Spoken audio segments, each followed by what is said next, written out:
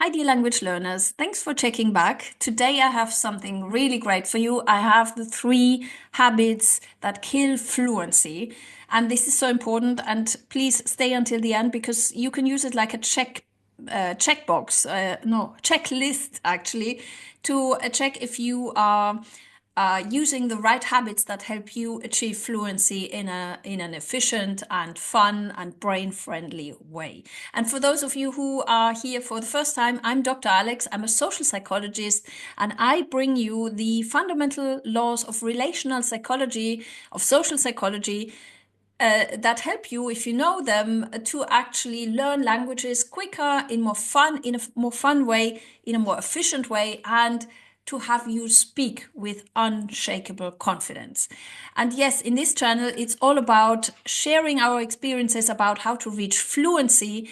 And today, it's really the video is focusing on the 3 most common fluency killers. And this is actually the reason why so many people will never speak a language. They will just study it rather than speaking. And again, you need to know the social psychology behind it to actually be able to unpack for yourself what is my most efficient way of memorizing and getting to speak in the new language.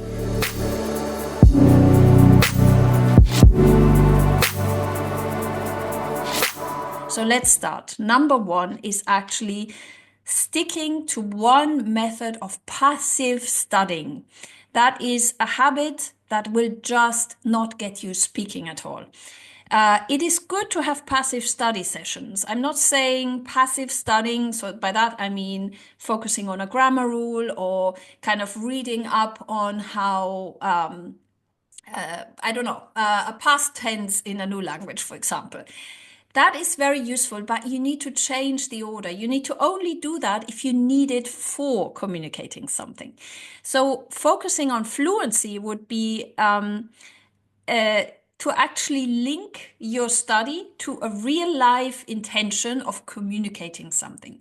Fluency is achieved by having your brain realizing meaningful patterns of communicating to another person. And for that, it doesn't actually help to stick to one method of passive study because all you do in passive study is accumulate many different rules, but you won't be able to use them to communicate. So put first the communication, the intention of saying something. For example, a goal might be, okay, how do I greet another person in the new language? How do I express that I'm sorry in the new language? And then when you start with that goal of practicing that situation, then only bring in a rule, a grammar rule, or like reading up on the past tense or on the future tense if you need it. So the intention and the need needs to be first rather than focusing on passive study. That's number 1 of the 3 fluency killers. The second fluency killer is actually overloading your study routine or overwhelm. What do I mean by that? Overwhelm and overload needs to be totally avoided because it means setting aside too large time windows that only will make you feel demotivated and bogged down. So, for example, if you say, okay, every other Sunday I will study 3 hours the irregular verbs of the past tense of your new language, you will do that the first 2 weeks, but then on the 3rd week you say, oh no, just can't be bothered. It's just totally demotivating, boring, and not fun. And the last word was the key word. You need to build a study routine that is fun and that is linked to real life. So please make sure also to download your copy of Everyday Nano, the 7 Steps to Fluency.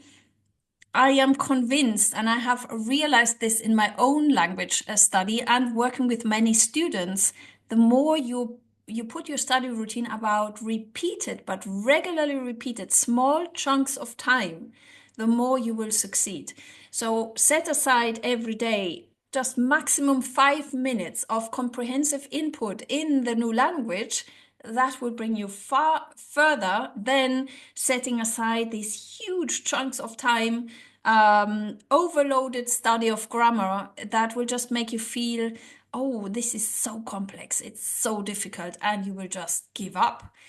Also, what sets in and what I used to suffer from for many years is procrastination. Because the more this study seems like a big mountain coming up there, oh my God, the Sunday is approaching and I have 3 hours of grammar study in front of me, you will just procrastinate because your body. I mean, what is procrastination? It's basically a function of your body to protect you from unpleasant experiences. So, of course, you will procrastinate because it's not a pleasant experience to do that. So this is number two, to actually put your learning routine to overload it. Avoid that at all costs. Rather think about, okay, how can you integrate in your daily or weekly routine 5 minutes of small nano chunks of listening to a podcast or speaking to somebody, your study buddy, or to ChatGPT. Please also watch my video on how I practice Italian by speaking to ChatGPT.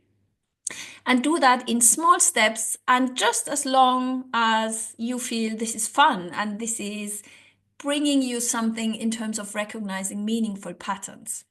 That leads me actually to number 3 of the fluency killer is if you have no link, no connection whatsoever to your real life.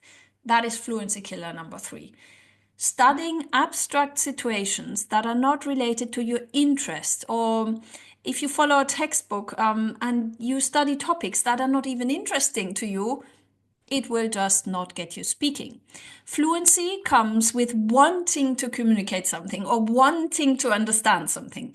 I give you an example. For many years, my Spanish was actually accelerated by wanting to understand my favorite songs in Spanish spoken music. And so, because I wanted to understand, I then set aside time to find out, okay, what are they actually singing? Okay, let me listen to that again. Let me watch that video on YouTube of how to decipher what they're saying in their song text. And that kind of connection, that link to your real life, that link to your interest will keep you going. So rather than focusing on perfection of studying from A to Z, a textbook that gives you topics that are not of interest to you, think about how can you tailor your learning routine around your hobbies, your interest, your connection to the new language, or also your curiosity about the new culture that you will be that you are about to enter. If you have watched my video on the fantastic benefits for your brain and also for your life of studying a new language, you will see it is so fascinating of studying new language because you enter a complete new way of thinking.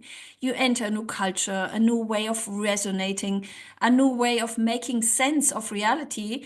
And that kind of passion, of interest, of getting into that logic and understanding how you can make sense of the world in the new language, that actually needs to always be in your study practice for fluency, because that keeps you going, and that kind of curiosity of finding out the next kind of situation. Oh, okay, I had that recently. I realized in that situation in Italian, you wouldn't resonate through a typical way I would resonate in my mother tongue. So please leave me comments as well of how you go about that connection you have to your new language. What is your passion that keeps you going? Because that is actually also what keeps us motivated over the years that we spend having this joy of learning a new language. So thanks again for watching. Please make sure, for those of you who haven't yet, download your copy of Everyday Nano, the 7 Steps to Fluency on my website, dralexsteinberg.gumroad.com. And as always, drop me a comment how this resonated with you, and follow for more and join me in the next video. Thanks for watching.